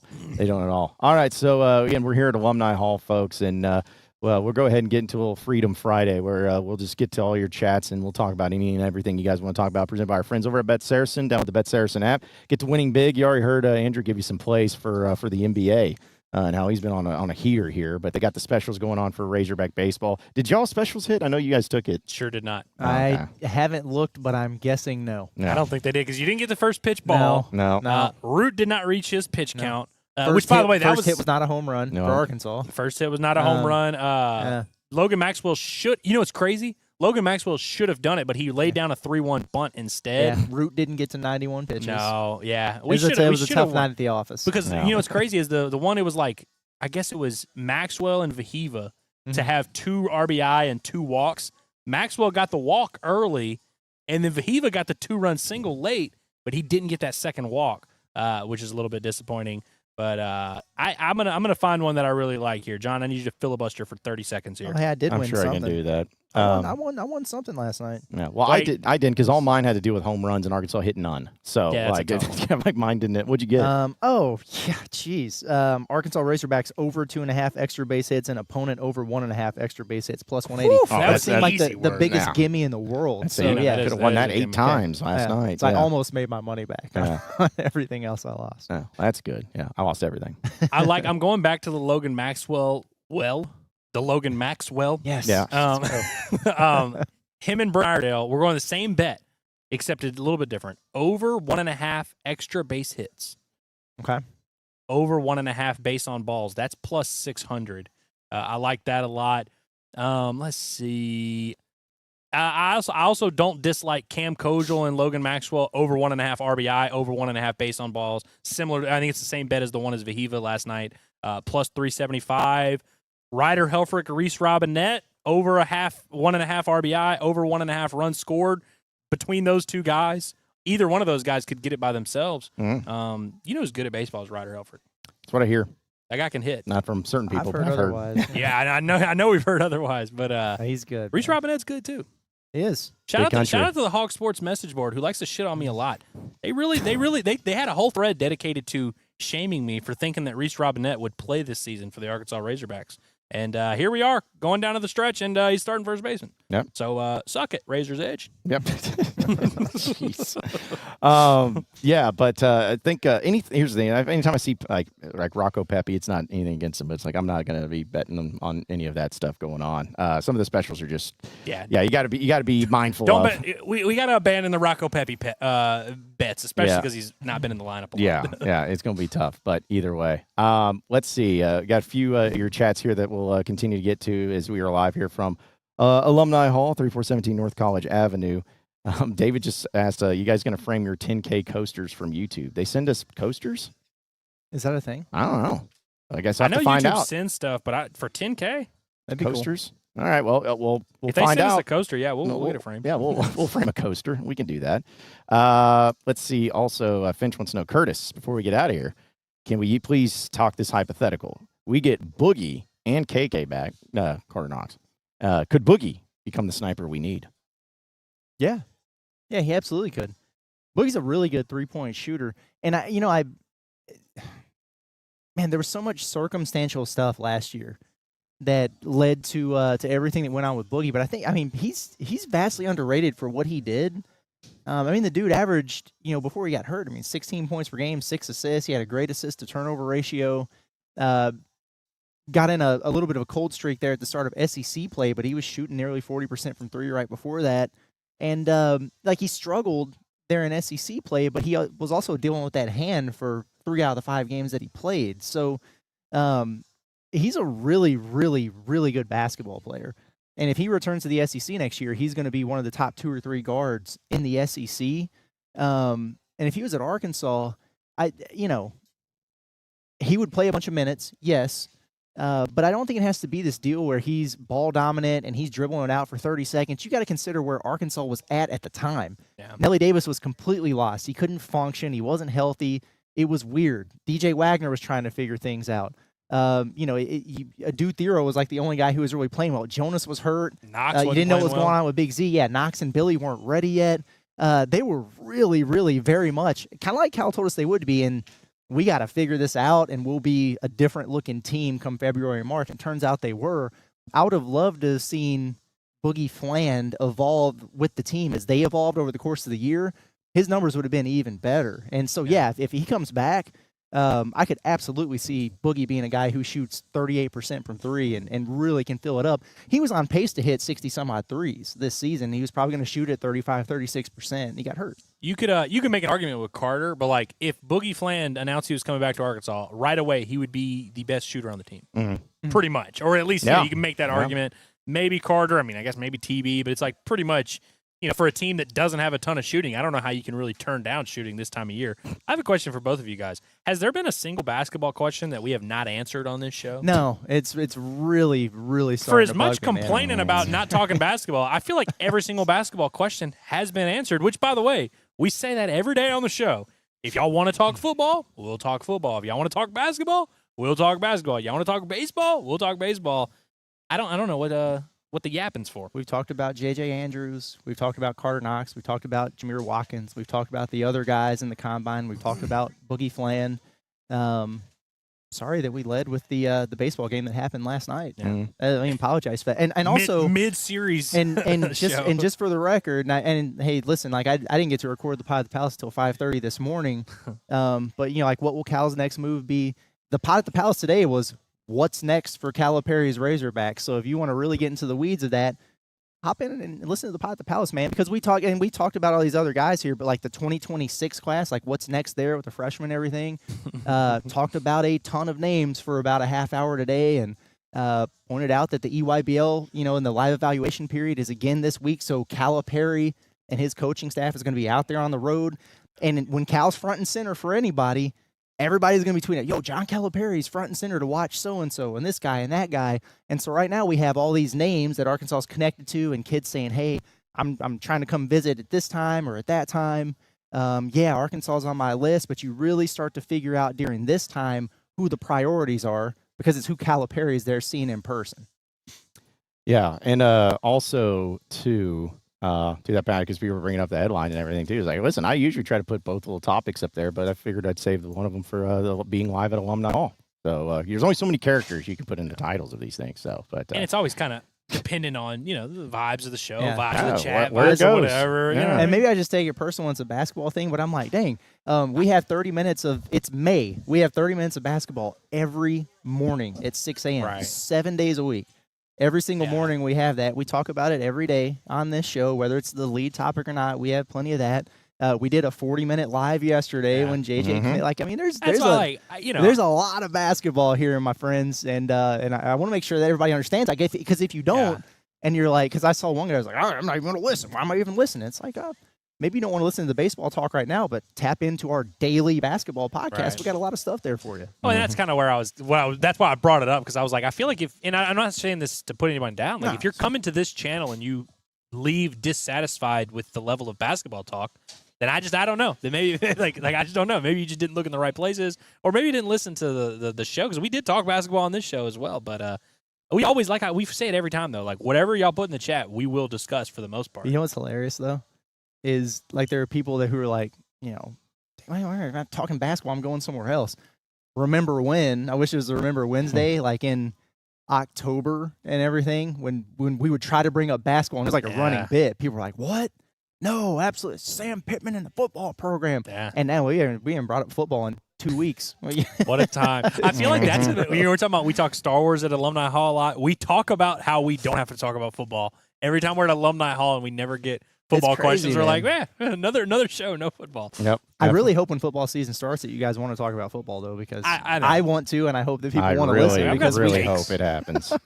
I know. In fact, I hope that, maybe within the next few weeks, like when our baseball season wraps up, it'd be cool if you guys were interested in listening to some football talk. Hey, a month or so. Let us know. We'll feel ends. it out. Yeah. It'll be a vibe check. We'll be here for it. I don't think I didn't notice that he just did the timeline of baseball season ending in a few weeks, which would have them getting bounced on a regional. I noticed that. A few weeks could be 6 weeks, or 7 weeks, right? It could be a few weeks. It's just up to your interpretation. We'll say shout out to Finch too, because he said I heard Coach V turned down the invite to join the fellas at Alumni Hall today. I don't think he turned it down, because I don't think he was invited. Yeah, no, we didn't invite that punk. Yeah, just kidding. We would if he came in, we'd love to talk to him. Tony, if you're listening, let us know. We will stick around for an extra 20 if you want to swing by. Yeah, but, if you want to come by, we'll sit you down. We'll talk to you about your plans when you become the next head coach of Arkansas, like how you're going to build the program, or at least build it around what Dave Van Horn was able to accomplish and everything too. So, but yeah, also like this from Big 88 Fox Body fan. All right. Says, I know it's not Would You Rather Day. I don't think we have a Would You Rather Day, but we'll take it. Says, I have a football-related Would You Rather. Over the next 5 years, would you rather us win a natty but go 6-6 and 7-4? Or, wait, would you rather us win a natty but go 6-6 or 7-5 the other 4 years? Win a natty. Win a natty. Whatever involves. Yeah, whatever involves. Especially because, if Arkansas going 6-6 and 7-5 certainly doesn't hurt my feelings. Win a natty and lose every game for the next 4 years, for all I care. Yeah. Also, what's the other option? That's what I was wondering. I think we do need another option. Yeah. Oh, he did he add to it? Yeah. Oh, or have 10 plus years all. Oh, no. Okay. I'd still go natty. I'd still take the natty. Natty with the 6-6s. I mean, hell, right now we're going at 6-6 for free. You know what I mean? So it's like, if the price of going 6-6 is we win a natty, I'll certainly take it. I do think there's a case to be made of the consistent relevancy, but I think we all agree winning a natty changes the big picture standing of your program, and also that would just be a fascinating story if Arkansas football won a national title. Give me a national title in football, and I will accept and celebrate 5 more years of Chad Morris. I thought you were going to say accept mediocrity. Accept and celebrate mediocrity. It'd be lower than that. Yeah. Yeah, because it didn't ask the question of, but they go 0-12 the other 4 years. It's like, no, they still go to a bowl game every for another 4 years. Yeah, you're asking for a raw deal, man. We don't even need that. Yeah, because if they won 10 games, they're probably CFP every year. Mm-hmm.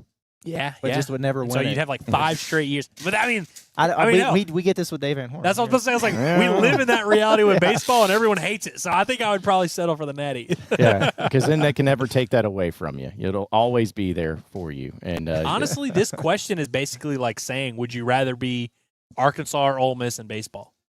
That's pretty much what this question is asking. Yeah, it's true.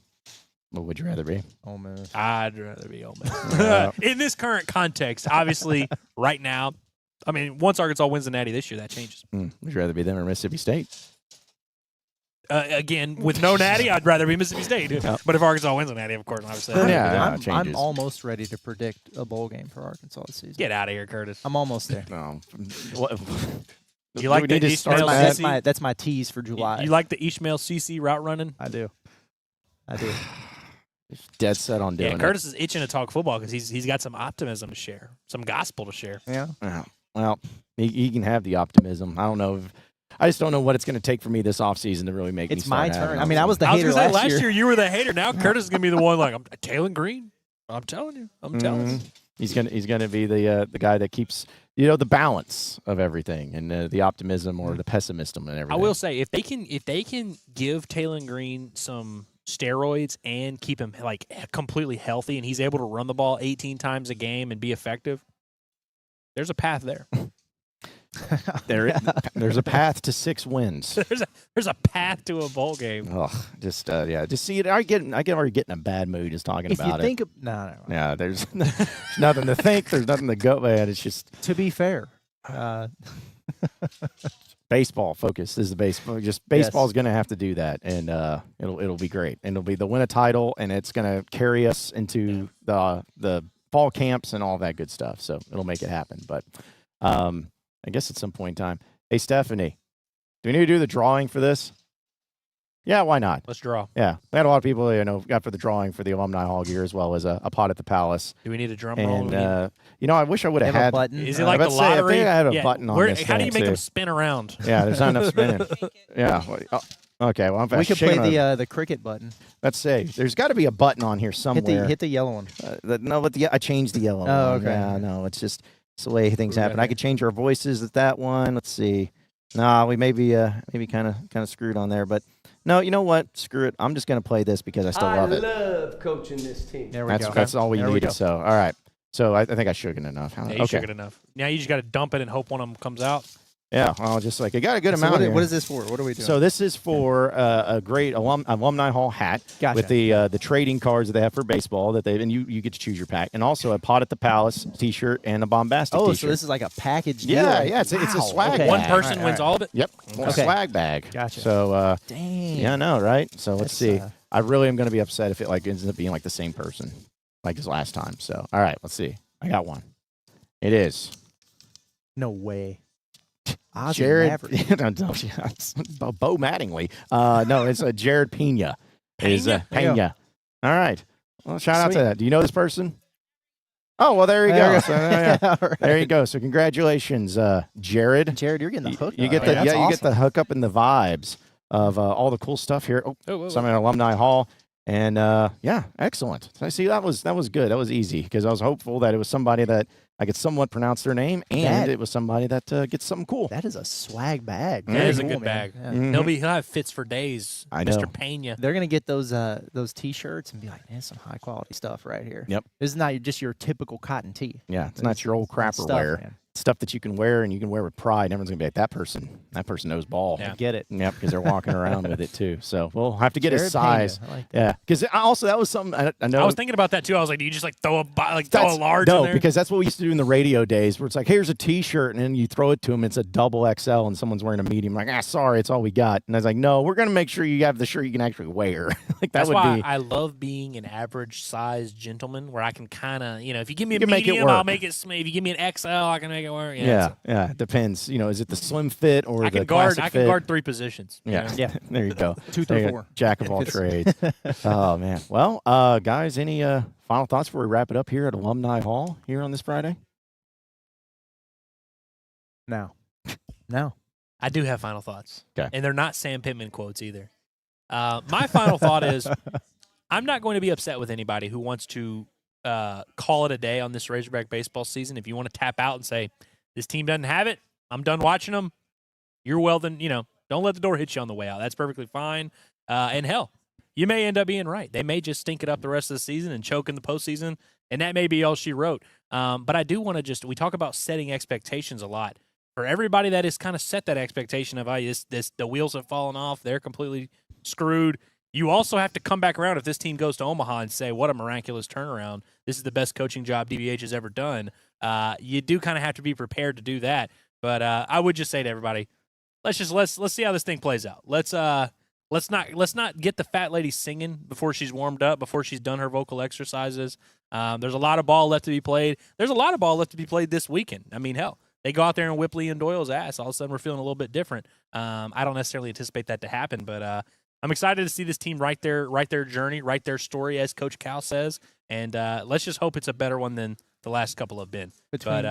Between writing their own story and seeing it all play out, you swapped the Sam Pittmans for the John Calipari. You very like well that? done. I love that. Mm-hmm. I love it's coaching just this funny team. how many people have declared one way or the other. They're like, everything's fine, or they suck, and I'm like, this is not where the season is going to be decided. I've seen a lot of people being like, man, they're finishing the season so poorly. I'm like, well, the finish to the season hasn't even started. Mm-hmm. Well, I want to play this too. It's all fake bullshit. So that's just what all of it is. But honestly, we appreciate Alumni Hall having us out here once again. It's always fun to come out here, and we're out here once a month. It's a great spot. You can come in here and shop them online. I just wanted to respond to this comment real quick because Sam says, I'd be happy to come back around, but they look cooked. That's not what I'm saying. What I'm saying is I'm drawing the line in the sand. You either got to jump in the bus or you got to get out of the bus. I'm saying you cannot come back around. Like if you are more than welcome to leave and not, watch the season and not support the team. I won't even blame you for it because it's been a shit show here. But I'm drawing the line in the sand. This is where you're either a hog or you're not a hog. And if you are not a pig, you are my enemy. And so I need you guys to make up your minds today before they face Liam Doyle because there is no turning back, and we will not let you back on the bandwagon when we go to Omaha and we have our really cool setup there. Well, listen, we appreciate Alumni Hall having us out here today. It's always great. So go shop them online at InsideArkansas.com/Alumni Hall. Use that promo code HOGSBY20 for 20% off. And you can also come in here in store and use that promo code HOGSBY20 for 20% off. It's fun to be out here. We'll let you know when next month we'll be out here. It's just kind of depending on scheduling and everything. The ideal situation, though, would be to come out here for the Super Regionals because Arkansas will be in them, on that Friday. But we'll keep you updated on that. But really appreciate them. Appreciate everybody listening in, tapping in with us, and having a great time with us. Not only here today, but all this week and all the time. 10,000 subs is a cool thing, and we're going to continue to build and continue to grow. So we appreciate each and every one of you. So that'll do it for us. For Andrew Ellis as well as Curtis Wilkerson, I'm John Neighbors. Same sports show, same sports channel next Monday. Have a great rest of your weekend, everybody, and we'll see you then.